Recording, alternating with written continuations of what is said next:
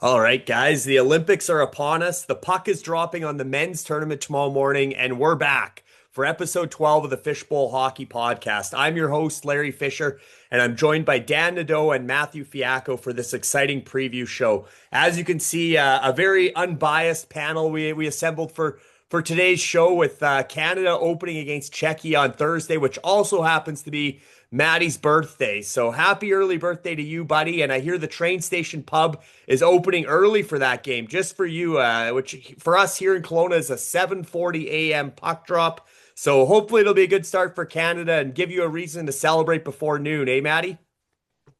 Yeah, hopefully it won't be too much of a celebration. It's gonna be a long night. So Yeah. gotta Don't pace be myself. don't be soft, Maddie. Get it going. Let's go. Yeah, you'll be putting in a full shift that day, Maddie. And Dan, you get to sleep in an extra hour in Alberta, or maybe you'll be hard at work during Canada's opener, but obviously keeping tabs on the boys for their toughest test of the group stage against Czechia, which is obviously followed by Switzerland on Friday and France on Sunday. Yeah, I'll be in the office bright and early. We're actually in the middle of recruiting season kind of for the academy and stuff. So but yeah, we got TVs going in the office. We've had the Olympics on pretty much on a continuous loop, floating between, when the women's hockey games are on, doesn't matter what country, and then just watching other sports. And it's kind of a cool time of year to watch some sports you typically aren't gonna find or look for, on the ESPN, the Ocho. So. Yeah, there's been it's been very entertaining so far, even before the men's hockey tournament gets going. So can't wait for I guess tomorrow already with some of the games. I think we got Finland and Slovakia, and then Sweden and host Italy to see what their roster is going to look like on ice for Italy. I know there's some North American born guys on the Italy team, but that'll be interesting. And certainly for you on Thursday after Canada, Czechia, you get Germany, Denmark. So you'll be tuning in for the motherland, and obviously no spoilers on your expectations for Germany, but that should be a fun opening day considering Germany, Denmark as well. Yeah, absolutely. I mean, our boy Leon Draisaitl, captain of Germany, and dual citizen there. No shocker. So Canada won, Germany too. Let's go. Unless Alberta separates, then Germany won. Exactly. Yeah, we'll save our medal predictions for the end, but we're looking forward to sharing our thoughts on every country and all the top players while taking a look at the projected line combos for Canada and the United States in particular. And also we'll be touching on the injury replacements and some of the snubs, as well as the absence of Russia again. But as mentioned, we are all Canadian here, and most of our audience will be too. So let's start there, guys, with the two-time defending gold medalists from the 2014 Winter Games in Sochi, Russia, and 2010 in Vancouver. Those were the last two Olympics that featured NHL players in a best on best competition. So I still consider Canada the two-time defending gold medalists. Notably, Canada didn't medal when the Olympics were last held in Italy in 2006, with Sweden taking the gold in Turin. Canada was eliminated in the quarterfinals by Russia, so the Canadians will certainly want a better showing this time around in Milan. And you look at how much time has passed, and Sidney Crosby and Drew Doughty are now the only returnees from Sochi, and that torch has been passed over the last 12 years with Connor McDavid, Cale Makar, and even Macklin Celebrini expected to play starring roles for Canada. We all know Sidney Crosby's a first ballot Hall of Famer. His legacy already includes scoring in the last two gold medal games, but there is no more Carey Price. And looking back, Price got a shutout in the Sochi final when Canada defeated Sweden 3-0. So we'll get into Canada's goaltending, but the overall expectation is gold again, with the Americans and others trying to knock Canada off the top of the podium in what promises to be an entertaining tournament between now and that gold medal game on February 22nd, which features a bright and early 5 a.m. start time for those of us in British Columbia and everybody on the West Coast Pacific time zone. So that might actually be a late Saturday night for some.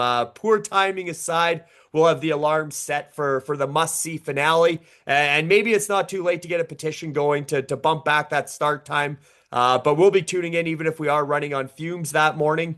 And of course, that is assuming Canada will be in the gold medal game again, which is no guarantee, but looking on paper, Canada should be able to outscore most of the competition here.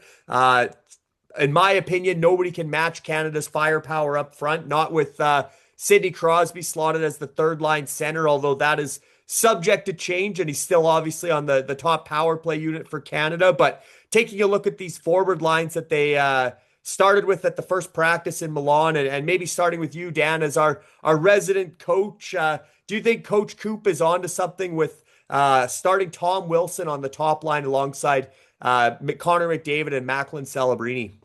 Yeah, I mean, if you look at how he structured this right now, as it is today, he's kind of got like a hunter on every line that's going to go hunt pucks. So Wilson, Marchand, McKinnon's got a little bit of dog in him too, but not sure you want him to mix it up too much. Like you kind of want Nate Dogg to stay healthy, right? You got Stone with Crosby and Marner, and then you just kind of got three heavy dudes, Reinhart, Hagel, and Horvat on that fourth line, right? I mean, what a fourth line. Uh, so he's kind of looking to have sort of that puck hunter with playmaker goal scorer, right? And that's not a bad way to start. And then we always say like water finds its level, right? So obviously we're gonna figure out right away against Czechia, who if you watch the World Juniors and you watch that, Czechia plays sort of a Canadian game now. They're fast, they're physical, they're in your face, they're in your grill.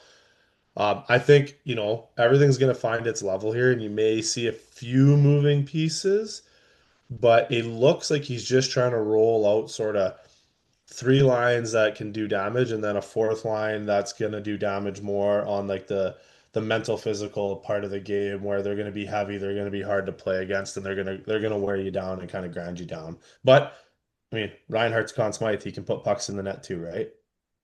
For sure. And it wasn't that long ago that, the especially the analytics community and a lot of people are saying Tom Wilson had the worst contract in the NHL and a bad signing by the Capitals. And now here he is on the penciled in to start the Olympics on the top line.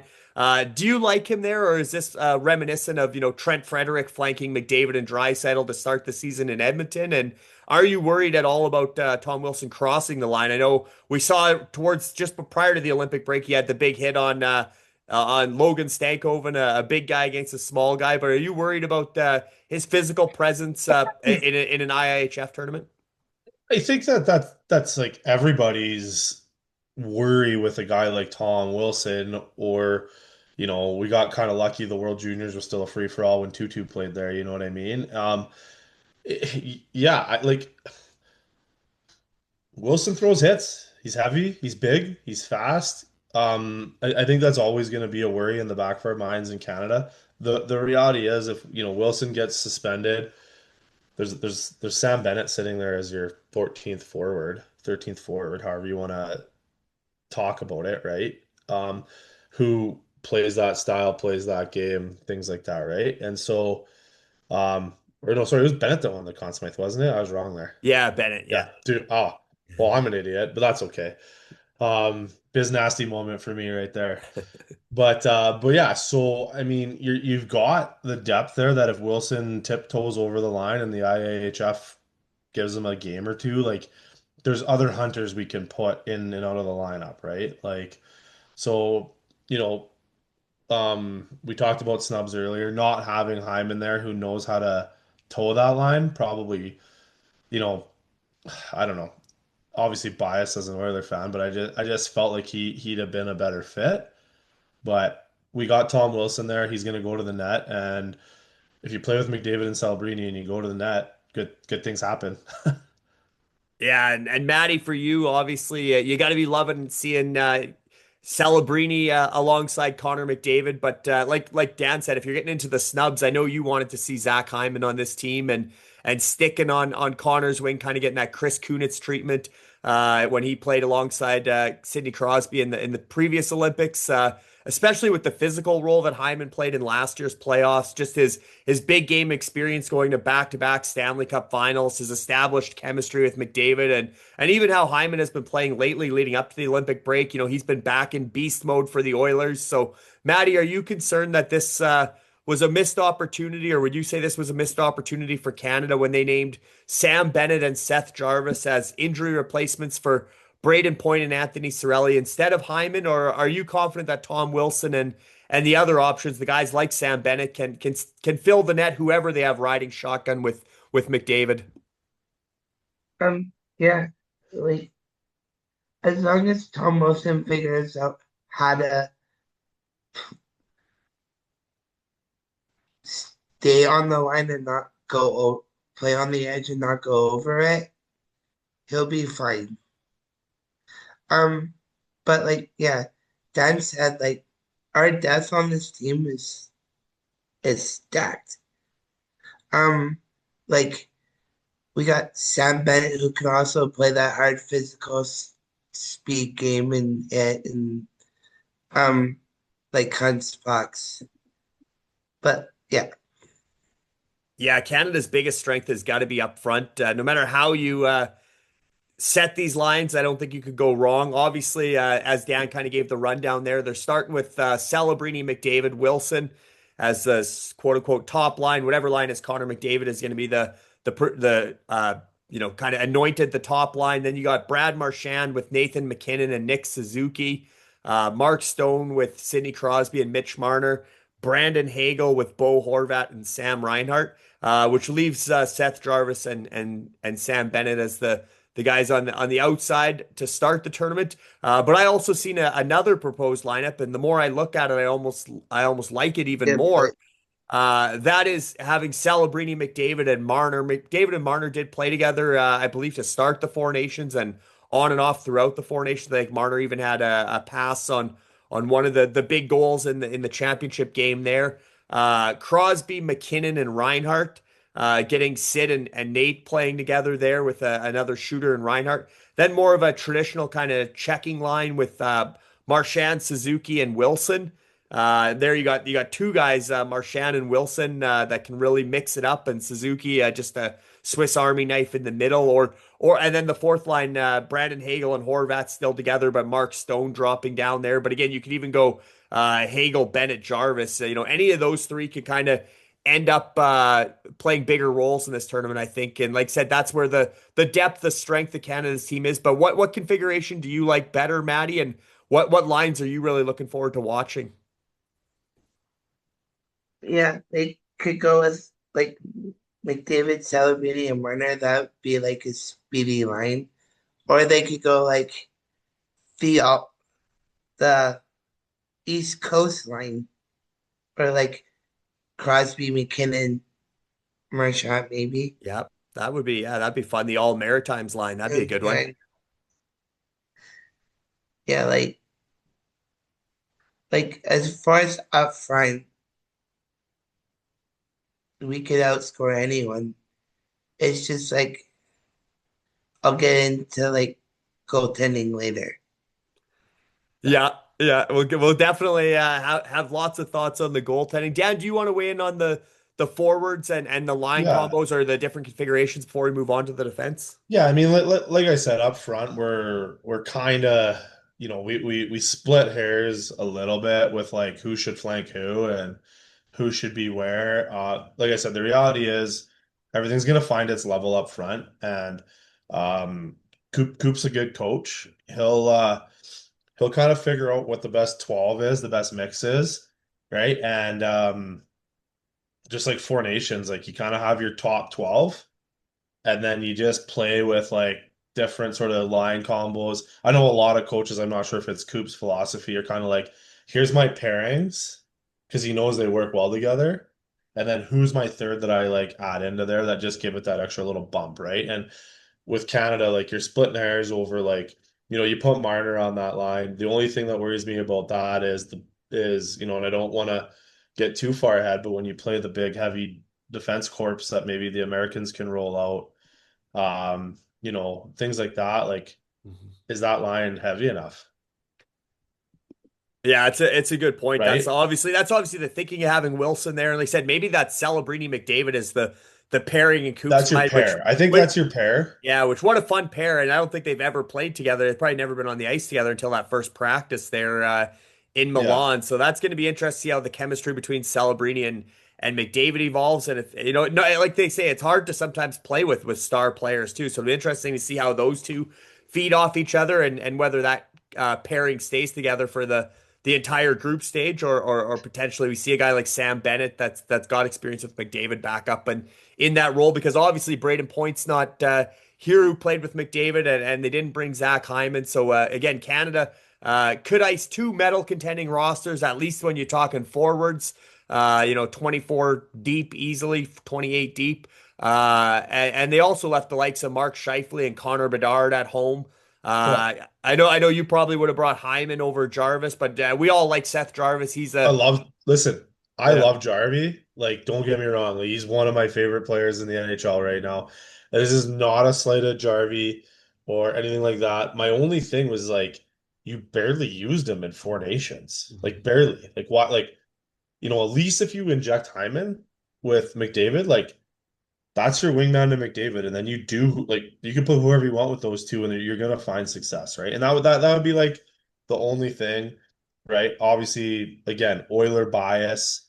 It's like, but I don't know. I firmly believe that Zach Hyman's 10,000 times better than Chris Kunitz at hockey, and Kunitz got to ride shotgun because he was Crosby's winger in Pittsburgh, and so it's one of those things where like you did it for Crosby, but you won't do it for Connor to bring his line mate with him. Like, yeah, you, what? you you passed up Yeah, on the sure thing, and again, that decision likely had to do with loyalty from the Four Nations tournament for to bring sure. back Bennett and Jarvis, who had, like I said, had roles there. Jarvis obviously a smaller role, but like you're saying, maybe the management group loyal to a fault to some degree when it comes to that final decision on the final forward, when you have the option to bring Hyman, and that door, or that it presents itself that you can bring Hyman, who's got that familiarity with McDavid.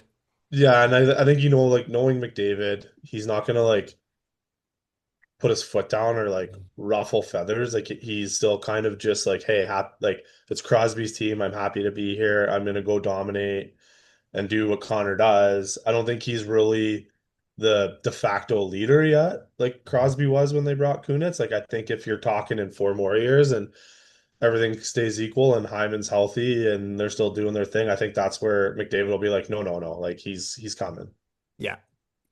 Yeah, for sure. And on that front, as far as the loyalty side, they say defense wins championships, and Canada is bringing back their entire defense group that won the Four Nations title last spring. All eight of them, starting with these initial pairings. Obviously, Cale Makar with Devon Taves. There's that. That's the yin and the yang for Colorado. That's Makar's Hyman. If you're going McDavid Hyman, Makar Taves.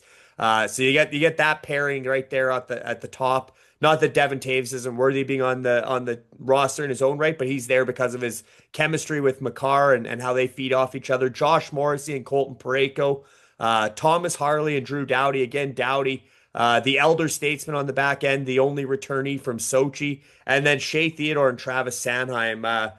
Trying to work their way into the rotation as well. And I guess if it's not broke, don't fix it, right? Or wrong, because I don't know how much thought was given to changing the makeup and bringing some new faces on defense. But Evan Bouchard, young Matthew Schaefer, and Jacob Chitrin made strong cases to be on this version of Team Canada. Doughty, I mean, I guess if you're going to take somebody off, you would start with talking about Doughty. And I know that the women's team made some decisions to bring experience and leadership as well over youth, and maybe some more advanced skill at this stage of their career. Statistically, Doughty has struggled since returning from injury this season, but we all know he's a gamer. He's a character guy. He'll keep it light and bring leadership off the ice, on the bench, in the room. He'll make the most of his role on this roster, regardless of how much ice time he's getting. But arguably, those other omissions, the Bouchards, the Matthew Schaefers, the Jacob Chitrins, those omissions could have made more use of his minutes on the ice. Do you agree with that, Dan? Or what changes, if any, would you made on defense from Four Nations to the Olympics? Um, Not a ton. Like we all want to see Bouchard there as Oilers fans, but there's he's not going to QB PP1. Makar's there. Mhm. And I don't really know how much time PP2 is going to get, if I'm being honest. Yeah. 5-on-5, like, listen, I stick up for Bouchard a lot on his like turnovers, things like that. The guy has the puck on a stick more than like outside of Quinn Hughes and probably Makar. Mhm. Like he's probably the top 2, 3 defensemen with his puck on his stick the most. He's gonna make the most mistakes. He's gonna have the most turnovers. My issue with Bouchard isn't the fact that he tries to make those high level plays.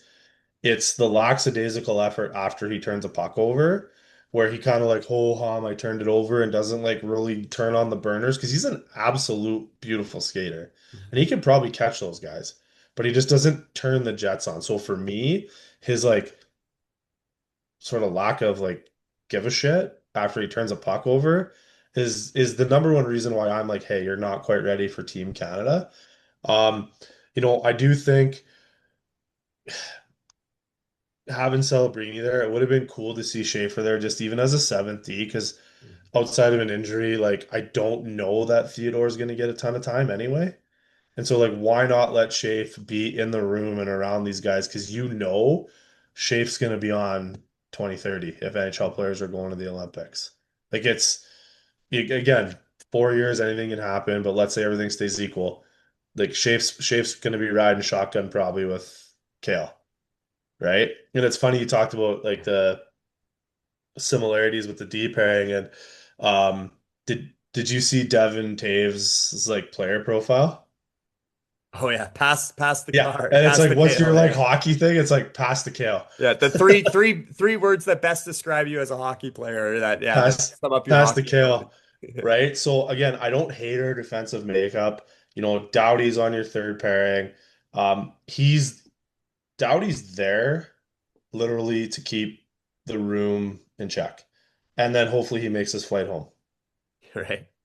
Yeah. So Yeah. He's the vibes guy. Maddie, speaking of our vibes guy, Maddie, talk about the defense and what you see there. Do you think the Evan Bouchard did enough in the first half of this season to be on the team, or young Matthew Schaefer, or do you think kind of like we said, if it's not broke, don't fix it, as far as bringing back everybody from Four Nations? Um, yeah. Like uh, I didn't like Bouchard's like turnover game was bad, but like Dan said, it's kind of like basketball. When you turn the ball over, you better be the first one back, busting your ass to get the ball back. Or at least, yeah. Like Bouchard's like, oh, look at me. I just turned the puck over. I'm just gonna skate gingerly. Hopefully somebody else can catch him. More Yeah. turnovers than an apple turnover bakery. Right. Yeah, and especially on a big stage in a one game or single game elimination when it comes to the medal round, you can't have those huge blunders that Bouchard is prone to. But again, I think as far as moving the puck and getting the puck in the forwards' hands and No doubty transitioning, about it. right? No doubt about it. There you go. Yeah, he'd make an impact positively in this tournament as well, but maybe just too much risk on the defensive side. As for the special teams guys, we all know there is a tighter standard of officiating at these IIHF events. And like I said, with a single elimination medal round, some of the games are going to be decided by special teams, and Canada's power play should be as potent as anybody's. They got the top unit featuring obviously Cale Makar's quarterbacking it. The flanks have McDavid and McKinnon. You got Sidney Crosby down low, and Sam Reinhart's going to start in the bumper role. And I think Dan made a great point. No different than the second unit's got Salabrini, Marner, some other guys on it, but that second unit probably a work in progress and not expected to see a ton of time on the power play. I expect the top unit to stay out there for the full 2 minutes, especially in close situations, similar to what we see with Edmonton's top unit in the NHL. And Maddie, are you expecting that top unit to be cooking? Is that Canada's biggest advantage if the Kachucks or some of these other teams try to get rough or downright dirty, that's the power play Canada's sending over the boards? Yeah, if they want to be stupid, go ahead. I mean, let them like tie their noose around their neck. I mean, like death by That's power play anyway. right? that's probably the biggest thing that our power play has to do in the prelims, I guess, or the round robin, whatever you want to call it, Is making is them pay for taking stupid yes, penalties. like be going at like an 80% click, which I know is not sustainable, but like, do you know what I mean? Like Yeah. just Send that if message that you can't mess with the power yeah, if play. you want to hit us and take roughing and like try to bully us out of the rink, no problem. Our nuclear deterrent isn't that we're gonna send Tom Wilson after you. Our nuclear deterrent is like we're gonna put the puck behind your goalie every single time you do something stupid. And then that's gonna have to calm everybody down that plays Canada. And then that creates our ability to be on our toes as opposed to looking over our shoulder and maybe not, I don't want to say on our heels, but like it'll put other teams on their heels that they might not get as aggressive. Yeah, and I don't think Switzerland or France are necessarily going to be trying to No. run Canada the rink, but that opener against Czechia, I think, could be a bit of a special teams. Obviously they have Pasternak and Natchez and some of these other guys that are going to be studs on their power play as well. So Canada's penalty killing is going to have to be good, as well as I mean, let's be honest, the goaltending's going to have to be better than it's been in the NHL this season. If Jordan Binnington is starting as the returnee from the Four Nations, he was great there. Stood on his head, made some really timely saves including in overtime of the championship game at the Four Nations. But when we're talking goaltending, it really is last and likely least or the biggest question mark for Canada. Again, Binnington's the returnee. He's got Logan Thompson and Darcy Kemper replacing Aiden Hill and Sam Montembeault. So quite a bit of turnover between the pipes. And this is the position that nobody really wants to talk about right now because there is no carry price for Canada. And as mentioned, Binnington had the heroic moments at the Four Nations, saving his best for last in the final. But he does currently have an 864 save percentage with only 8 wins to his name in the NHL this season. For those not following the NHL, that is bad. Those aren't good numbers. Not a good save percentage. Not very many wins. But he proved his worth to Coach Cooper again at the Four Nations. So is Coach Nadeau starting Binnington against Czechia? Is this still Binner's net to lose here at the Olympics in Milan? Or do they share the workload in the group stage and go back to Binnington for the medal round? Or Dan, do you see this just as a completely wide open competition without that aforementioned loyalty element in goal? I think it's Binner's job to lose based on the Four Nations. We talk a lot about even in the NHL playoffs, right? Like new season, new this, new that. We can't rely on stats from the regular season. You're just in a different mindset when you're playing like, when you're it's not an all-star game, but like it's a friggin' all-star team. Let's be honest, right? And so I think for Benner, if you look at his body of work, that year the Blues won the cup. I mean, that was a wagon of a team. They didn't start out that way, but as it got going, they got momentum. And I think for Benner, his confidence comes from knowing what's in front of him, right? Where he can be calm and collected in the net. He's got that like spicy, like intense side, but that doesn't like come out when he knows he's like being protected in front of him. And so I think it's Benner's job to lose. I do think, one of the other guys is gonna get one of the games in the round robin as well, just to give Benner like a little bit of a breather. And then it's really gonna come down to how well he does against Czechia. If he goes in against Czechia and shuts the door and has a great game, then you know I think he probably doesn't get the France game. He probably gets the Switzerland game the next day, or they don't back to back him. Um, and then he gets France again just to get some puck touches. No, sorry, France, I don't want to take you lightly, but and then again, as long as everything goes okay against France and he doesn't let in like 3 goals on 12 shots or something stupid, I still think it is his net to lose. Like I like the other two guys. Obviously, as a Canadian, we're nervous because it's the first time in a lot of years we haven't had the best goaltender on planet Earth, wearing the maple leaf, and I don't know, you know, we talked a little bit about Russia not being there. Like, thank God, because they have three goaltenders that are better than everybody else in the tournament. So, right, Yeah. maybe we can get them a passport quick. Um, but yeah, so I think it is his net to lose at this point. Yeah, you might have to check Andrei Vasilevsky's passport or his family tree. Maybe there's some Canadian Where roots there's a there will, that there's a way, right? We'll find a way. you think Coop would have looked into that by now. What's Coach doing? But Maddie, what do you make of the goaltending? Are you confident that Binnington can backstop Canada to gold, or who do you want starting that first game and ultimately the big game? Who do you like out of Binnington, Logan Thompson, and Darcy Kemper? Um, I like I like Jordan because he's been there. He's shown up in the big games. Like if we can protect Jordan and like box out everyone from crashing the net, then Jordan Bennington can stay calm and composed.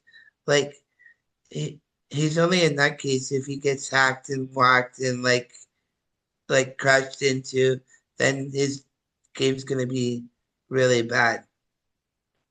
Yeah, that's a good point. He's got a lot of swagger and a lot of intensity in his game, and I think that's where he has that chip on his shoulder. He wants to play well. He wants to show that he wants to own the net for Canada. So I think he'll come in with a good amount of confidence from the Four Nations, even though he hasn't had a great year to date. But the rival Americans, guys, they have no such problem on paper, boasting arguably the best goaltending trio for this tournament with Connor Hellebuck, Jeremy Swayman, and Jake Ottinger. Hellebuck looks like their starter. He's the two-time reigning Vezina winner as the NHL's top netminder, but he has faltered in pressure situations. He's had playoff losses in recent years, including to Nathan McKinnon and Colorado, and obviously Binnington outdueled him in that Four Nations final. And he's yet to prove that he's a big game goalie like Binner, who also has the cup ring that Dan mentioned from St. Louis in 2019. So devil's advocate, but I think most unbiased hockey fans would rather have Hellebuck between the pipes than Binnington or any of Canada's goalies. Is that fair to say, Dan? Yeah, and I also think the I don't know, I don't want to get like too far ahead, but I know we're just kind of previewing the Americans here. Like Mhm. I also think like getting to Hellebuck is going to be a problem, right? And if it wasn't for Bennington making some huge saves in the finals, the Four Nations, like we don't even get to overtime. Right. Yeah. Like we need to find a way to get to Hellebuck. Like the reason that Colorado's had success against them, the reason the Oilers even have success against Hellebuck in the playoffs and stuff like that is like they find ways to pierce through that Jets defense and kind of make Hellebuck's life miserable. Mhm. Um, he's a big man. He's hard to screen, but like you gotta find a way to get to him and get to him early and kind of take him off his game because if he's feeling it, it's tough. And we're not talking a 7-game series here, and that's good and or bad if you're looking at it from a Canada point. We'll probably break that down later a bit more, but you know the biggest issue for me is getting through that American defense to a guy like Hellebuck. Yeah, I think that's a good point. Obviously, the Americans are in Group C. That's some would say that's the weakest of the three groups. They're in the same group. Their preliminary round group stage games are Germany, Denmark, and Latvia. So Connor Hellebuck might not be that tested coming into the medal round. Do you think Hellebuck keeps the crease for the Americans, or do you think there could be a goaltending controversy for the United States with obviously Swayman and Ottinger there as well?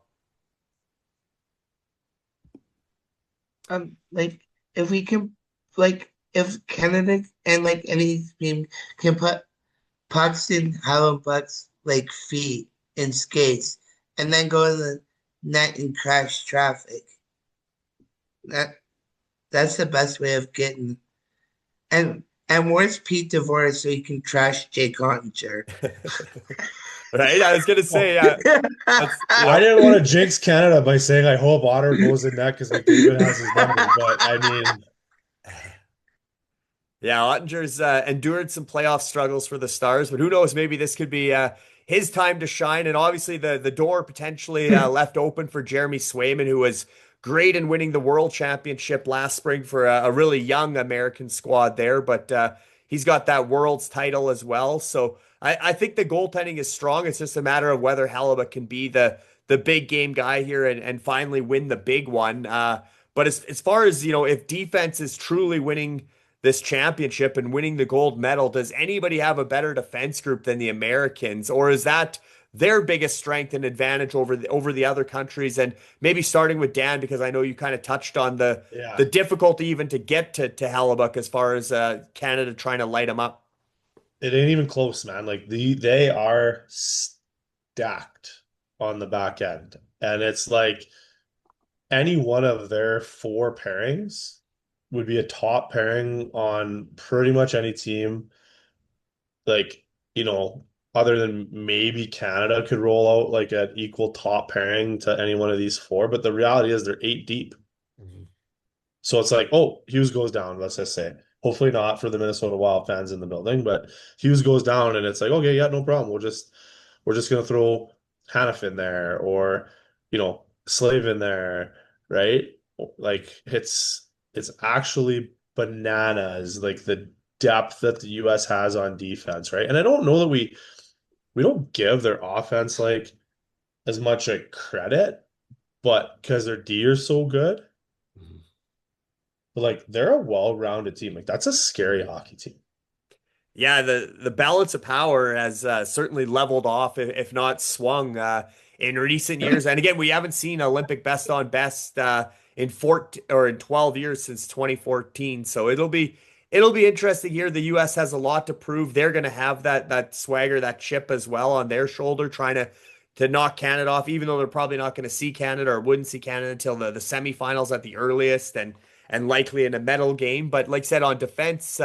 You're looking at Quinn Hughes and Charlie McAvoy is sort of what they're looking like they're going to start for the top pairing, which some people were surprised because obviously Quinn Hughes and Brock Faber have been paired together since that blockbuster trade to Minnesota. And Hughes Faber was kind of their Makar Taves, but looks like Coach Sullivan's going to go with Hughes McAvoy, who I believe played together at the Four Nations last year. Obviously, Slavin and Faber's a great shutdown pairing. And then Hannafin Werenski, I think, Werenski especially is a guy that a lot of people don't realize how good he is because he's stuck under the radar in Columbus. And even young Jake Sanderson, I think, is one of the guys that can have a coming out party in this tournament. More on him later. But, if they went Hughes, Faber, McAvoy, Werenski, Sanderson, Slavin, like they were initially some projections. Like you said, all four of these pairings are great. It is a stacked blue line and a lot of potential for offense from the back end for the Americans. They transition the puck really well and have a lot of guys that are ready to jump in and contribute offensively. They might be a little smaller than Canada, but certainly quicker and probably more skilled. And just in general, I know Maddie, your boy Lane Hudson didn't make the cut. They went with Jackson Lacombe instead of Hudson or over Hudson as an injury replacement for Seth Jones. I just wanted to get your thoughts on that decision and kind of the makeup of this U.S. defense group. Um, yeah, like they're stacked, but like the only way to beat the US defense group if they're smaller is play that dump and chase game. Get the puck in behind them, make them play on the swivel, hit them, make them turn the puck over, wear them down. And yeah, Dan, you can weigh in on that too. Obviously, we see Hughes and Werenski and again Quinn Hudson, or not Quinn Hudson, Lane Hudson. Not too many Hudsons, but too many Hughes and too many Hudsons. But Lane Hudson not at the Olympics, but obviously he's one of those smaller guys that you would try to get physical with. Quinn Hughes, Zach Werenski, some of these puck moving guys that are maybe a little bit more on the finesse side, but I think overall they are two-way guys. And like I said, this is just a stacked group. But if you want to weigh in on Hudson not being there or Lacombe instead, and just kind of your thoughts on again, there is we look at all the Canadians that were left at home for forwards, but the U.S. Had some really good options on defense as well. Yeah, and I mean, again, we're splitting hairs. Like I guess it's like, what do you view as your overall makeup of your team, and what are you missing? What's the dynamic you need? I think sometimes all of us are guilty of overthinking certain things. Um, I was hoping Canada would do the most hilarious thing ever when Hudson was left off and offer him a spot so he can't play for US anymore.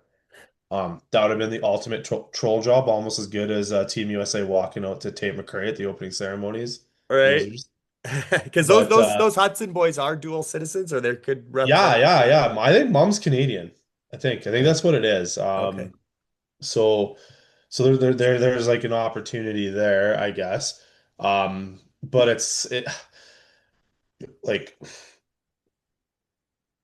who does Hudson Mhm. who does he replace in a meaningful minutes thing, right? And then like look at the matchups that he would have to go against if he's on a third or fourth pairing. Like I Yeah. don't know that 5'2" of Lane Hudson is gonna handle, you know, the Horvat line Right. if that's who he's going up against. Like he'll outskate them, but if Mhm. one of them catch him, like that might be the end of his tournament. And I love Lane. I coached against Lane, and he's fun to watch. He's a great human being. He's a good kid. He's gonna have his moment. He'll do his thing. He'll make USA in 4 years, just like Schaefer will. And we're gonna sit there as Canada and US and go Hudson versus Schaefer. Like what are we doing here? And Yeah. it's gonna be fun to watch. But it's just one of those things where I don't he's not replacing Husey on that first pairing.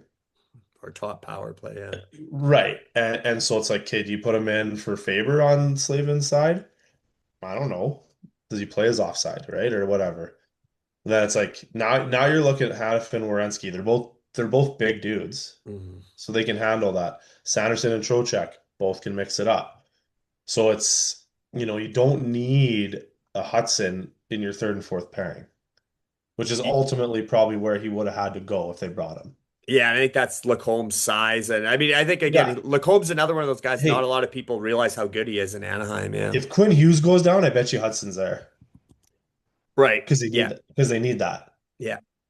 And I think if Hughes did go down in this tournament, I think Werenski has shown that he's a very capable PP1 guy. He's basically averaging 2 points a 100%. game lately for Columbus. So I think if they didn't have Werenski and Hughes was kind of the only star offensive defenseman, I guess like Makar kind of is for Canada. You could say Josh Morrissey could step up there, but generally I think Hudson would have made the team if they felt they needed an insurance guy or somebody that to back up on Quinn Hughes. But I think they really like the makeup of that team and they went with size probably for the reason you said is to handle the big Canadian forwards. And speaking of which, their decisions up front, the Team USA were probably even more controversial because there they went again with the size and maybe some experience in taking guys like JT Miller and Vincent Trocheck instead of Cole Caulfield and Jason Robertson.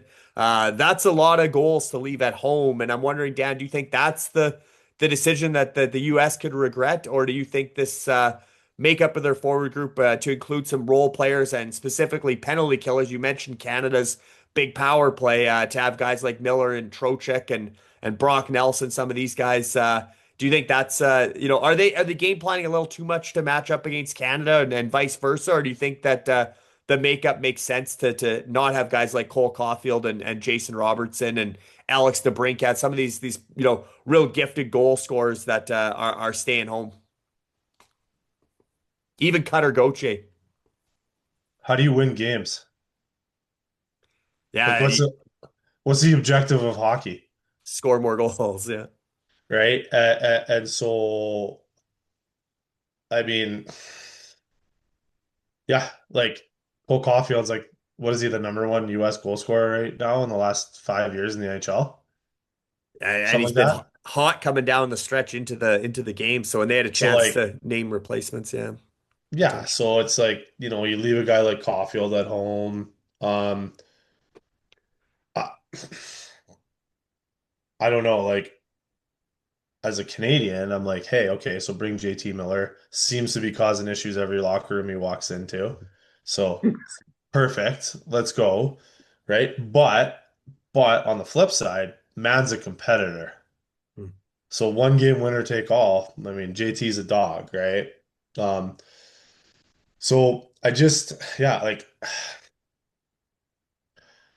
you're obviously taking the Chuck brothers. Boldy's playing well. Gensel, like I could go Caulfield for Gensel, right? I Yeah. think the body of work there. Um, Thompson's good. Like again, then you got they got Jack Hughes on their fourth line potentially. Yeah, and Clayton Keller, their extra forward. Yeah, yeah, Yeah, it's an so interesting makeup though what they're going with. Yeah, especially the yeah, I firmly believe they made this lineup to try to bully Canada if they got to play them in a one game winner take all, which in my opinion, if you're building a lineup to try to beat one team, it's usually not a recipe for success. Like my whole philosophy when I go into tournaments, when I'm doing short-term competition is I build the best team possible and then I do my damnedest in the first few days pre-competition to get them the chemistry right and get them all on the same page, right? Part of that is obviously with technology now, like, and I'm sure they've had it going, like these guys aren't stupid. We already know about the group chat planning, the 700 fights at Four Nations, right? So, but part of it is, it's like, here's our team, get the group chat going, get the boys buzzing, get them talking, make sure that like when the Minnesota Wild are on the road visiting the New York Rangers, that your USA boys are going out for dinner, even though they're gonna play each other the next night in the NHL. And as a management staff and coaching staff, like facilitating that and making sure it happens and then walking in with the best chemistry, right? But like I do feel the US went with like a how do we bully Canada kind of lineup, which again, one game winner take all, it might work. I don't love that setup. I don't love that part of it, but that's what they kind of it looks like what they kind of chose to do on paper here. Yeah, and I think, they obviously look at their group and again, I think Germany could maybe surprise some people, but Germany, Denmark, Latvia as their three group stage games. And then, obviously that quarterfinal game, if they're one or two in the seeding, they're gonna get, again, a Latvia or a France or somebody, they're gonna get one of the lower level even I'm just looking at my bracket for if quarterfinals they get the bye, I have them they're gonna get, seven or eight. So it's gonna be Switzerland, Slovakia, maybe Germany again, something like that. So really Yeah, they're game planning that roster for two games, the semifinal and the medal game. Like that's what they're built for. And you look at the way they built it, they got the Kachuk brothers yeah, flanking Eichel. They got Gensel and Boldy with Matthews. I think Tage Thompson being included was a no-brainer. I 100%. think Kyle Connor will have a bigger role there. I know he sat out the championship game of the Four Nations. They took him out. I don't know if it's for JT Miller or Trocheck or who, but obviously I think Kyle Connor will have a bit of a chip on his shoulder playing with Larkin and Thompson. And then like you said, it's where do you put Jack Hughes? And maybe if Gensel isn't going, maybe it's Jack Hughes with Matthews and Boldy because Hughes and Boldy had that great connection with Caulfield at the program when they were coming up. But guy like Brock Nelson and JT Miller, like those guys said have the dog in them at the fourth line kind of grinder guys. But then you also look at what could have been with those snubs. If you just bump everybody down, you could have actually put Robertson and Caulfield with Eichel. Kept a couple of those lines the same in the middle, and then had the Kachucks with Brock Nelson instead. So lots of options. Totally. So I mean, yeah, like I said, I think they're built to try to bully Canada when they play them.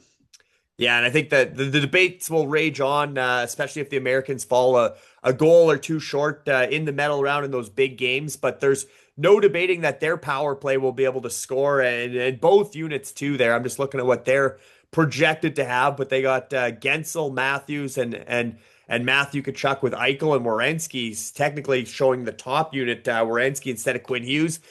Second unit or 1B will have the Hughes brothers, Quinn and Jack with Tage Thompson, Boldy, and Larkin. So, Maddie, are you anticipating? Or many are anticipating a Canada USA showdown for gold, as are the betting odds. But taking a look at the rest of the field, this isn't a two-horse race after all. And Maddie, do you think beyond the US and beyond their power play and their forward group, the big four, it would include Sweden and Finland? Do you think the US should pay attention to more than just Canada in this tournament? Um, one one game winner, like short term tournaments are tough. You have to have you have to have a deep roster. But if you're planning on like making a roster that bully Canada and bully like the top teams in the world, like let US do something stupid. Let them take a bunch of penalties so they're down 4 goals in the game. Like, what are they thinking? And I guess Don't the counterpoint there is, well, why did Canada bring Tom Wilson then if they're not trying to, counter the what the Americans are doing and what they did with the staged fights at the Four Nations, right? Go the ahead, the Dan. one thing I think we're forgetting here too, boys, like if you read into it, like the NHL is working with the IIHF to create a more like harmonious like hockey's one game thing Mhm. with the calls, right? Right. So we should, in theory, now not always true because we're going to get the European refs and stuff too that are, but we should, in theory, see a more North Americanized style of officiating.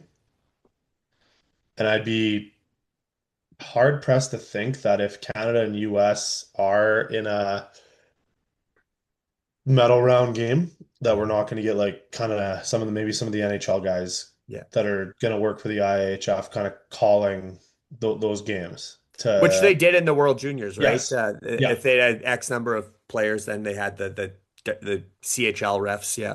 Yeah, so I like we've got to understand like yes, the IHF in theory has been a certain way, Mhm. but I know the NHL part of the big thing of their players going to the Olympics was to try to create more of like a linear like this is what hockey is. Mhm.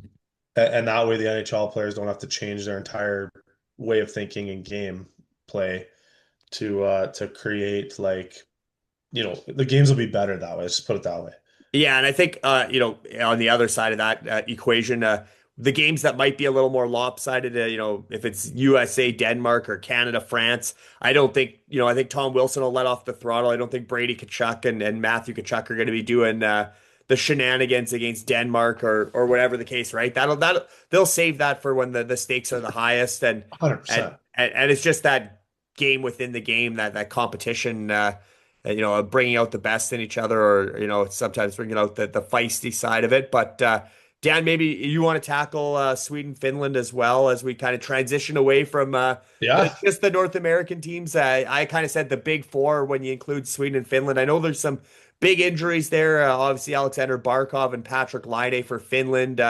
Leo Carlsson and Jonas Brodin for Sweden. These teams are a little bit banged up, but you look at Sweden's defense still, and we've talked a lot about the Americans' defense, but Sweden's running Forsling and Dahlin, Hedman and Rasmus Andersson, Broberg and Carlson, Eric Carlson. A little surprising that Matthias Ekholm wasn't part of that group, but Sweden's defense is looking almost as good as the Americans and arguably better than Canada's.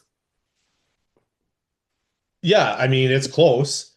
I'd argue it gives up a little bit of that North American sort of sandpaper. But from if this was like Olympic ice, quote unquote, or international Right. ice, um, oh, good Lord, would that decor be nasty? But I Mhm. just there's not really there's no room to like hide out there. There's no room for like Carlson, you know, Darlene, guys like that to really get their like wheels going, right? So it's also 6 feet smaller or whatever it is. Yeah, that's crazy that the dimensions are Yeah, even smaller well, than you know NHL what's hilarious? size. Have you Yeah. seen the pictures of the rink? There's like 10 feet on either side. They could, like, Yeah. somebody ordered the wrong boards. Right. And Yeah, they so whoever Luigi or whatever needs to be fired. But so I do like their decor. The kicker for me with Sweden is going to be one guy, and his name, where is it? Where'd he go?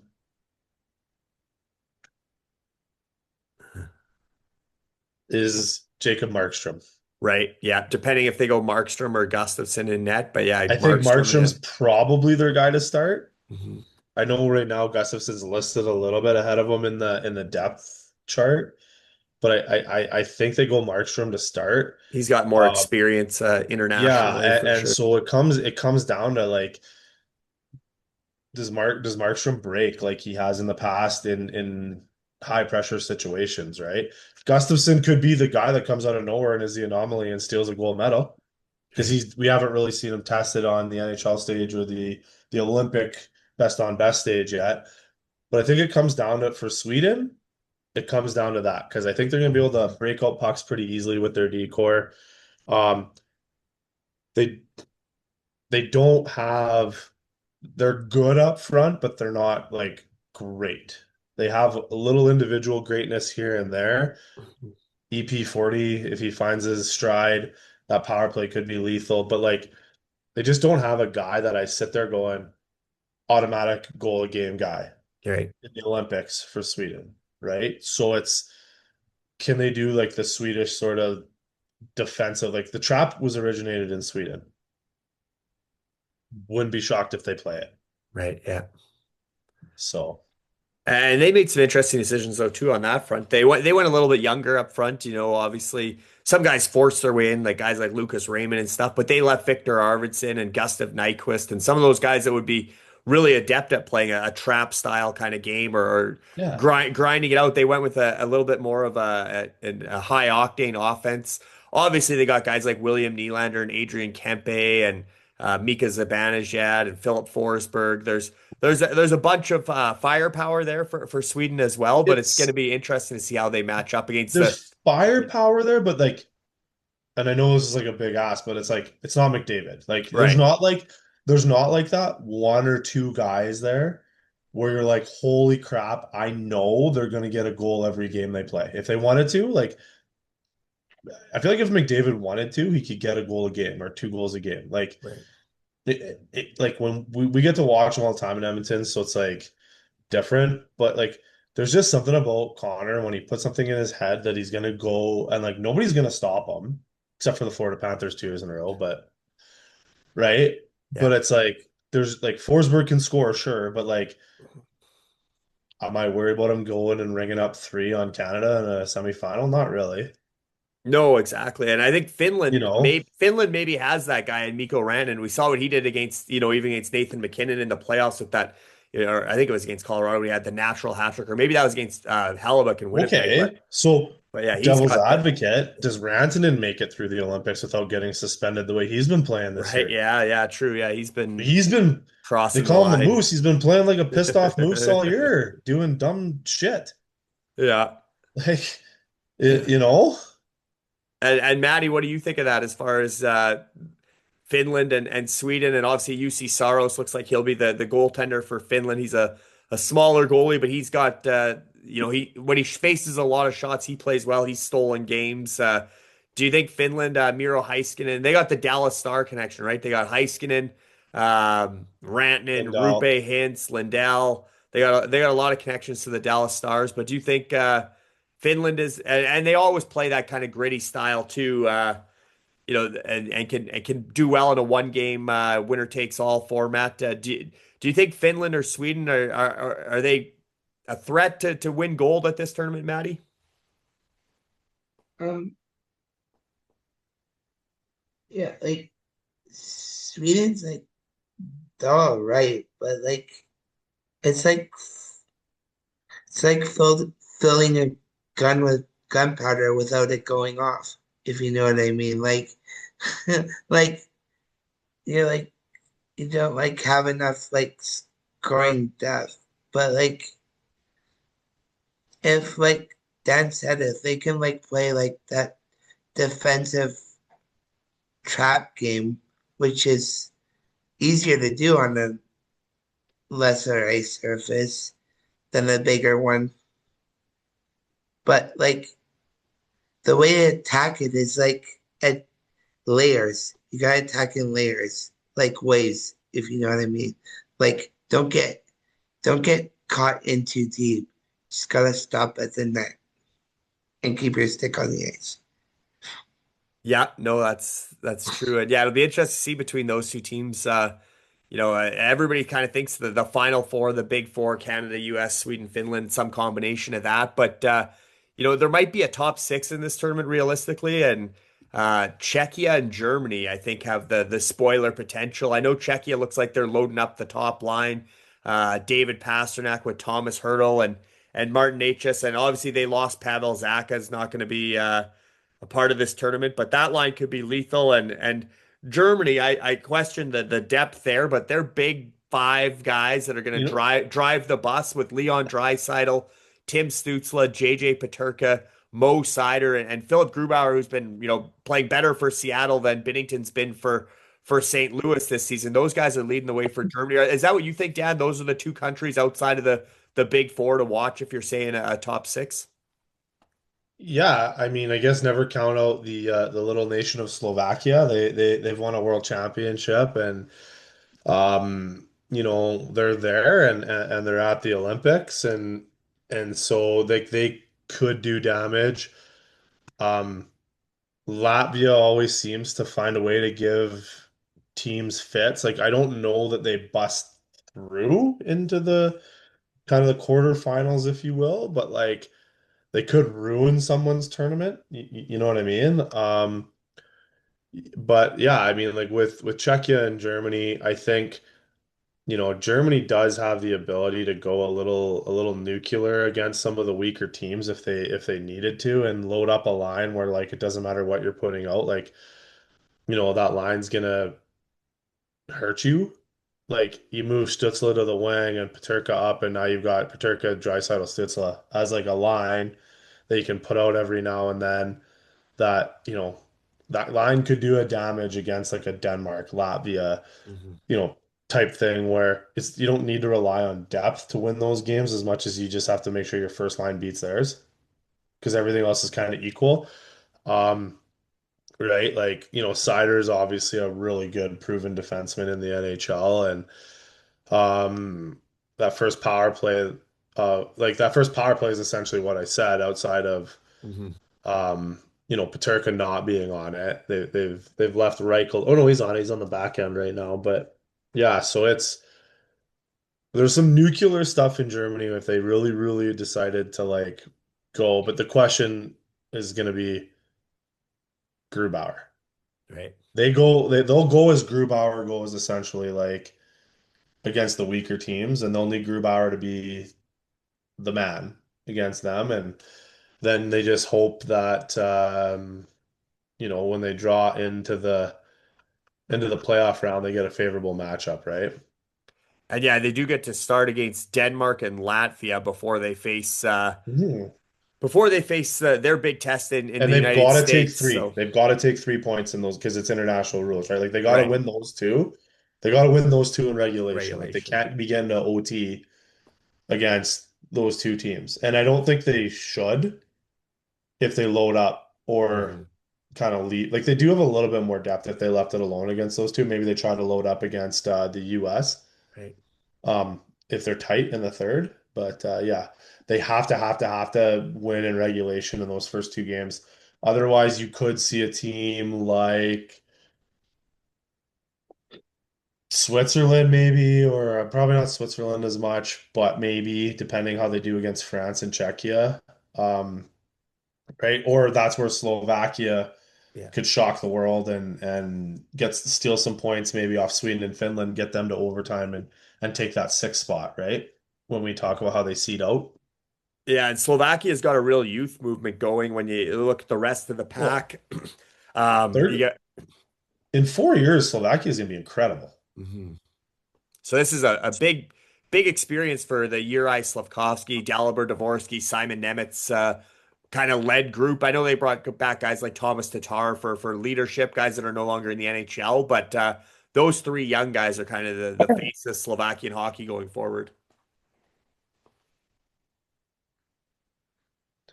Yeah, like well, obviously Slavkovsky, everybody knows him. Mhm. You've got Nemec, like Ferrari, Right? Yeah, Martin. wicked NHL D man. Chernak's good, Mhm. right? Nemec's little brother is coming up too. So like again, we're talking in 4 years for Slovakia. It's like Yeah. Slovakian hockey is on the rise right now, right? And like that's a team that if you take them lightly might completely derail your whole tournament. Could. And I think Switzerland is a bit of a sleeper too. And Maddie, you can weigh in on Switzerland. They probably, when you look at the rest of the pack, they have the most NHLers outside of those, the big six or the top six. Roman Josi, obviously, or Roman Yossi, My Nico man. Hischier, Timo Meyer, Kevin Fiala, Nino Niederreiter, JJ Moser, Jonas Siegenhaller. I mean, obviously, that's a pretty good group of NHL talent.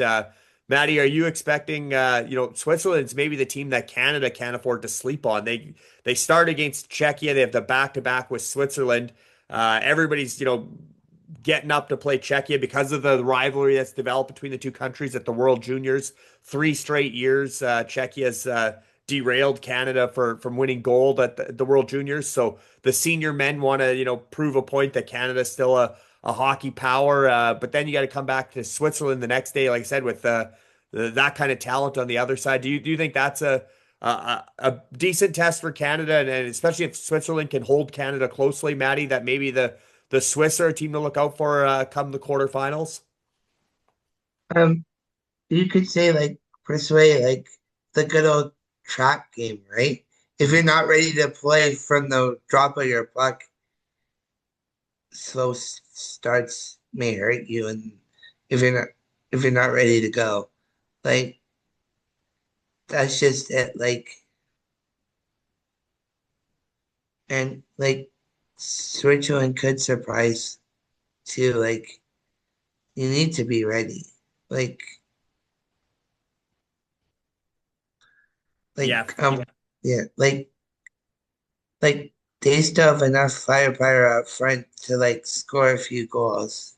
But like, is their goaltending gonna be ready to go on that front too? yeah, Switzerland? that's interesting because they have Akira Schmid out of Vegas, but they also have a goalie that Dan's probably got the name on the top of his head, but he's playing back in the Giannoni. Giannoni and the yeah Leonardo Giannoni and the National League in Switzerland, and they say he's probably the one of the best goaltenders outside the NHL right now, maybe better than anybody in the KHL. So the one thing about the Swiss is a lot of North American guys went over and they played hockey in the National League because, back in the day before the KHL, between like it was like kind of NHL was like your best money, and then the Swiss was really good money because of how strong the Swiss franc is compared to our dollar, right? So a lot of Canadian guys would go and play in Switzerland. So there's a huge Canadian, US, North American influence in the way the Swiss play hockey, which is why you're starting to see a lot more NHL players come out of that country, right?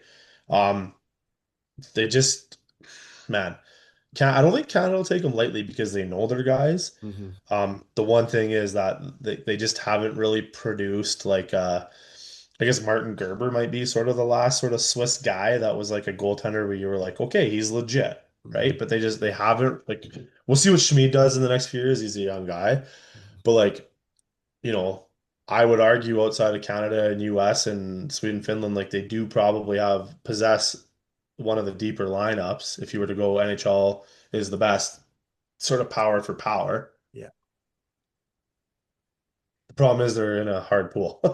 That is true too. Yeah, with Canada and Czechia and I mean they'd have to basically beat Czechia to get a favorable matchup in the quarterfinals that they could potentially come up against, Sweden or Finland and maybe pull off a stunning upset in the middle round. Denmark, obviously they have Frederick Anderson in goal and a couple snipers, Nick Ehlers and Oliver Bjorkstrand. So, they don't have the depth, but they have some guys that can put the puck in the net and maybe a goalie that can stand on his head if Anderson's healthy. Latvia obviously has the goaltending and the grit. Their tandem, Elvis Merzlikins and Artie Seelovs, I think will be decent, but they just don't have the firepower. I mean, you're looking at guys like Teddy Bluger and Zemgus Jurgensens. I know they have younger guys like Sandisville Manis and even on the back end, probably one of the players to watch in this tournament is top prospect Albert Smeets. He's might be the only draft eligible player at the Olympics. So definitely watch the big defenseman for Latvia, Albert Smeets. But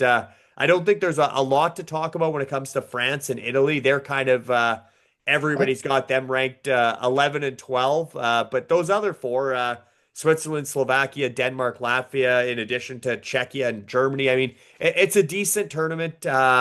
but there is no Russia. And maybe we can, before we hand out our medals, guys, I know I'd be remiss not to mention Russia, still suspended indefinitely from IIHF and IOC events. And it is a shame or unfortunate for Alex Ovechkin and Evgeny Malkin that they're going to miss their final shot at Olympic gold, because Russia would have definitely iced a medal contender again. I was just going through the lineup options, guys, and obviously a lack of centers is what I really noticed, but dynamite wingers and incredible goaltending. Obviously, Andrei Vasilevsky, Igor Shesterkin, Ilya Sorokin, not to mention two-time reigning Cup champ Sergei Bobrovsky and young stud Yaroslav Askarov, who should be in fine form when Russia eventually returns to international competition. But Dan mentioned, their goaltenders would be better than any of the other countries if they were involved here. But I think you look at forwards. I know Evgeny Malkin's kind of their only true center that would be there, but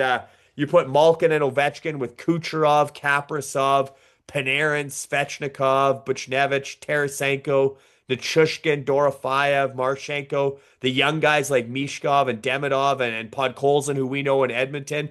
Tons of wingers there, but then it's who plays center. Their top centers are guys like Vladdy Nemestikov and Fedor Svechkov, Marek Kuznetsov, young Danila Yurov, who's playing with Kaprizov a bit in Minnesota, Yakov Trenin, who's there, or maybe they bring back the Birdman of Jenny's Kuznetsov, who I think is barely hanging on in the KHL. But even on defense, Mikhail Sergachev, Nikita Zadorov, Orlov and Provorov, Gavrikov and Zub, young guys like Alex Nikishin and Pavel Mintyukov, and we already talked about the goalies. So it is, I guess, I don't know if you want to say disappointing's the word, or what's the emotion on Russia not being there, Dan, and the if it's a big four, it's certainly a big five if Russia's involved. Well, I mean, you gotta kind of side with Kucherov here when he said it's not best on best if Russia's not there. They're good. They're really good, and they would be they're always going to be like in medal contention. And it kind of sucks like that Russia isn't there based on not like it's beyond the control of the players what's going on in the world, and I think it's a little bit unfair to the any of the athletes in Russia really that they're feeling the brunt of decisions that were made beyond them. And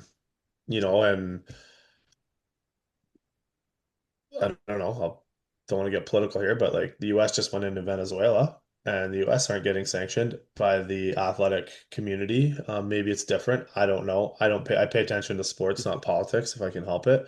But yeah, so it kind of sucks that, we're not going to give Ovi his Olympics and his opportunity to win that Olympic gold because, um, he's old and he's probably not going to be there in 4 years if Russia's back in it. So it's a little disappointing that we're not going to see Canada, Russia.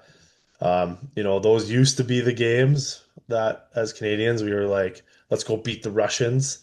US has kind of taken that over and Czechia a little bit in the juniors now for us as Canadians. But I mean, yeah, it sucks because again, we're excited for best on best, and we are definitely leaving a team of 20 men behind that probably would have something to say about who's going to finish one, two, and three.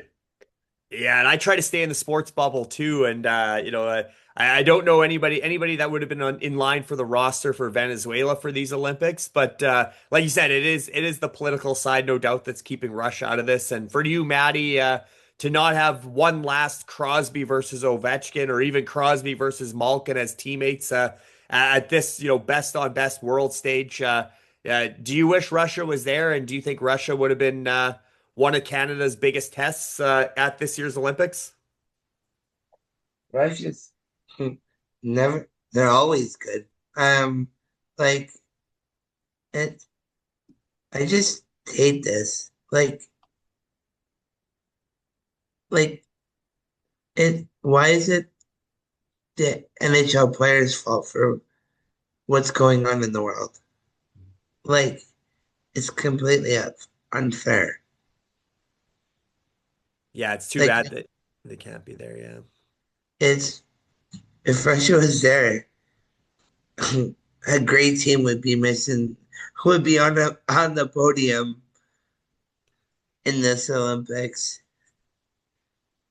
Yeah, yeah, they definitely could be I on the mean, podium yeah, like there's no guarantee, but like they definitely would have a say and they would probably create another group of death, if you will. Mhm. Um, Kind of like Canada's group, because I think Canada and Czechia are, you know, they have a little bit harder group because they have each other. Like Yeah, over the other, Sweden, Finland are in the same group with Slovakia too, so some would say that's yeah, maybe one of the sh- tough I groups. sure. I just think Slovakia is 4 years away from like being a huge threat. If you like if you take them lightly now, they probably still are, but I don't think anybody will. I think everybody's pretty dialed in when you come to the Olympics. But like I think in 4 years, Slovakia is a team where even if you don't take them lightly and you're at your best, they can still beat you. Like I think But they're still 4 years from that, but yeah, like right? you said, if you slot Russia in with that USA Germany group, then that makes that Hmm. a lot different than having Oh, Denmark, Latvia there at the bottom. Yeah. right. Yep, no, for sure. And I guess that does bring us to our medal predictions, guys. So maybe we'll start with Dan. I let you kind of have the floor and kind of give us a Oh, rundown of how you see this jeez. tournament shaking out, and then we'll turn it over to Maddie. All the pressure. Hey, I gotta go first. I I'll, can't even I'll, listen. I I'll can't go even listen to last. you guys. And like Maddie's the smartest one here. So, but um, yeah, so bias here, but I think Canada won. And then I actually I actually think we're gonna take out Sweden in the gold medal game. Okay. I think Sweden beats the US in the semis. I think Sweden brought a little more skill on the back end and a little less of that bully mentality.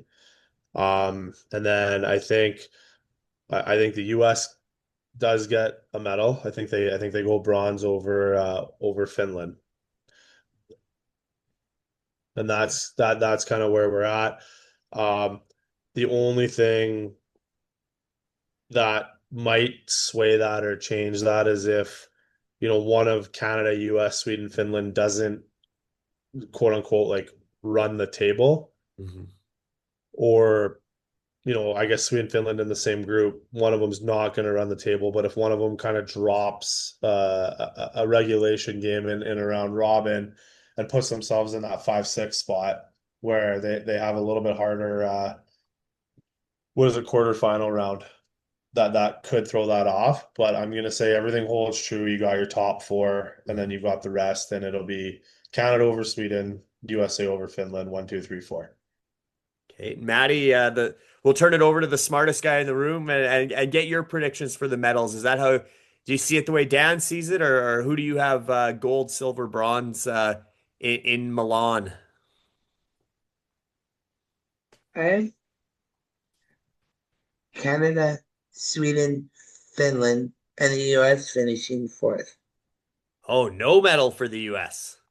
Oh, Maddie, hopefully you're not talking to any American girls right now because they're all unfollowing you now. Even even Tate McRae's the inside job, maybe, right? She might be getting those boys off their game, Yeah, distracting them. that could be it. That's Maybe Tate's the mole for us. Let's Yeah, hope. that's what Biz is going with. So I think the Americans are if not I think Canada's the team to beat, but I've got Canada over the United States for gold. I really think that bully mentality might work even better against Finland or Sweden if they have to deploy it in the semifinals. And I think the Americans' defense with Hughes and Werenski, I think are gonna get the puck up to those guys, and a new guy like Tage Thompson could have a big impact. I think Matt Boldy's not much better than he was a year ago. I really think Jack Hughes is gonna at some point work his way into the top nine there and have a bigger role as well. I think the States do have a lot of firepower, and I do think the goaltending is going to be the question mark there. As crazy as it sounds, as long as Connor Hellebuyck can perform in the big game, and when I say the big game, it really is because again they're playing Germany, Denmark, and Latvia in the preliminary round. They're going to get Switzerland or Slovakia most likely in the quarterfinals. So really they got to win a semifinal and a medal game. And if it's the big four, they're going to have to beat one of Finland or Sweden and eventually, obviously, go through Canada most likely. But I'm confident that Canada can outscore their goaltending concerns. And for bronze, I really have a feeling Mikko Rantanen will rise to the occasion for Finland. And I have Finland knocking off Sweden for bronze. So Canada over the US for gold, Finland over Sweden for bronze. But yeah, we all have different predictions, so it'll be interesting to see. Dan's got Canada over Sweden and USA over Finland. Maddie's got Canada over Sweden and Finland over the United States. Did I say that right, guys? Yeah, I think I got that right. And Yeah. then and I got Canada over the US and Finland over Sweden. And maybe we'll go back to Maddie on this one so we can get the smartest guy in the room, let him go first here for the most valuable player and not necessarily the leading scorer, but who's the MVP of the Olympic tournament, Maddie? Who do you got? I guess if Canada's winning gold, who's leading the way? It'd be either Connor McDavid or Nathan McKinnon. And if you had to pick between them, which guy do you want for MVP? Like I said, McDavid really wants the gold medal, so I think this is his tournament. Connor And McDavid there you wins go. MVP. And Dan, you gonna echo that sentiment? Is McDavid the MVP here, or do you see We somebody else? listen here, boys. Like we love our McDavid and we love being Oiler fans. Um, MVP for me is not going to be McDavid because he's just going to do what McDavid does. And everyone's going to be like, oh, yeah, that's just Connor. And it's really hard for him to win MVPs these days because Connor's Connor. I think our MVP is going to come from the back end. It's going to be Cale Makar. That could be a great pick, especially if it comes down to shutting down whether it's the Americans or the Swedes or whoever, and Makar being such a two-way guy and still having the impact on the power play. I think it would be cool to see a defenseman win MVP at the Olympics. For me, I think McDavid is the easy answer here, and I am going to go with him, go with Maddie on this. I think Nathan McKinnon and Sidney Crosby will be impactful if Canada wins gold, and obviously Sid's legacy will be secure if he gets another gold here. But I think McDavid is going to be unstoppable at this tournament, and I really think he wants to win a cup in Edmonton, but this is something that's really on the bucket list for him, and he's going to be pushing the pace through right from the opening faceoff against Czechia. And I think playing with Macklin Celebrini, Celebrini's so fast he can keep up with McDavid. He thinks the game at a high level. I think that pairing. I know we've never seen it before, but I'm very excited to see McDavid Celebrini, and I think the two of them are going to dominate this tournament together. Fish, I've seen your parlays, and I know you're a riskier guy than that. I can't believe you played it safe on this one, buddy. I do have some parlays loaded up for that. I think I got one for 14 anytime goal scores in the next 2 days. So we'll see how that one plays out for I think it's a $500,000 off $10. So let's go. And I Perfect. think If you win that, we're going on vacation. We're taking the pod on the road yeah, well, I'll definitely make sure I get to Jelly Roll and and Post Posty. Malone with you if that comes true. But Deal.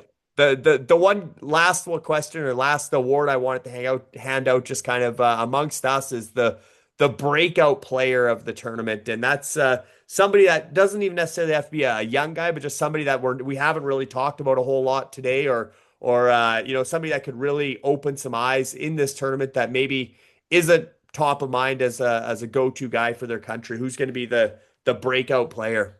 And maybe we'll go back to Dan to start this one off. Okay. I'm gonna go with a guy that you said his name once. We haven't really talked about him. I think there's a gentleman that's playing in this tournament that's gonna throw the entire draft onto their head with how he plays in this tournament, and that's Albert Smits. Right. I think he's not gonna get to play very many games because Latvia is only gonna get whatever they get, the round robin and then the toilet bowl or whatever they want to call it. But I look at him and I go, oh, he's gonna evolve himself off that third pairing, and he's just gonna keep leveling up, leveling up, leveling up. And by the end of the draft, he's gonna work his way like he's already in the conversation for like top five sort of in the Yeah. NHL. I think he's going to work his way into the conversation for like a top three, top four, probably top three guy by the end of this tournament. I mean, he's the one he that's the one thing he's got going for him over the other guys in the draft is he's in this tournament. Mhm. And I think as he elevates for Latvia here, he that's my guy. That's my guy to watch. I'm going to be watching Latvia to watch my boy Alberts. And I think he's going to be the guy that at the end of the tournament, everybody's like, holy crap. Yeah, and he is playing against men in Finland, obviously, in the Liga and playing well there. So this is a whole nother level at the Olympic stage or at the Olympic, you know, caliber. But I do think, like I said, the big advantage he has over his draft rivals or draft peers is he's the only guy here. There isn't a Gavin McKenna or any of the other guys. No, And they're not even close to consideration just because of the countries they come from, where Latvia doesn't have the same talent pool. So Albert Smith gets a big showcase here, and there will be a lot of scouts that are specifically watching him. well, right. And I look at it and I'm like, man, like he's going to get to play against Germany and the US. And if that guy has really good showings against those two teams Right. with the amount of NHL players, right? Like he's I think that's the guy that you have to look at for a breakout performance. And maybe I'm not going out on enough of a limb here because I'm picking a young guy, but I watched him in the World Juniors. The guy's playing like 45 minutes a night. And you mentioned Like, Germany. He actually, some people compare him a lot to Mo Sider, so that's yeah. interesting. Yeah, that Albert Smith will get that matchup against Sider, and you definitely went with the youngest guy in the tournament. As far as I know, he's the youngest guy in the tournament for your breakout player. What about you, Maddie? Who's going to be the guy that really elevates and has their big coming out party at this tournament? Yeah, let's go for Vegas. Like Sneed. Akira Schmid for Switzerland, the goalie. Yeah. Okay. That I could be a like it. great pick, yeah, because we don't know who's going to be the starter there. If it's going to be Janoni or Schmid, and if Schmid gets that net, and maybe they give him the Canada game they give Janoni the first game, and then they give Schmid the Canada game because he's seen all these guys as NHL shooters, and if he somehow stoned Canada and stole one there, or I even thought you were I had an thought you were upset picking in the Ladislav Smid for a second there, Matty. I was like, hey, I know he's an ex-Oiler, but I don't think he's playing this weekend or this week. Yeah, there's a new Schmied in town, and that's actually Yeah. it's an interesting pick though for a guy that he could get the net for Switzerland, and if Switzerland makes some noise or gets an upset and somehow makes it to the semifinals, I think everybody would be saying, "Wow, Matty really is the smartest guy in the room," and what a pick by Matty. Even if he gets the net for Switzerland, I think that's a great pick by Matty. I know obviously Celebrini's the easy answer here because it's his first Olympics as well, but I'm actually going to go with an American defender, and I considered Matt Boldy up front for the Americans. I also considered Anton Lundell, who's really rising from Alexander Barkov's shadow, both for Florida and for Finland.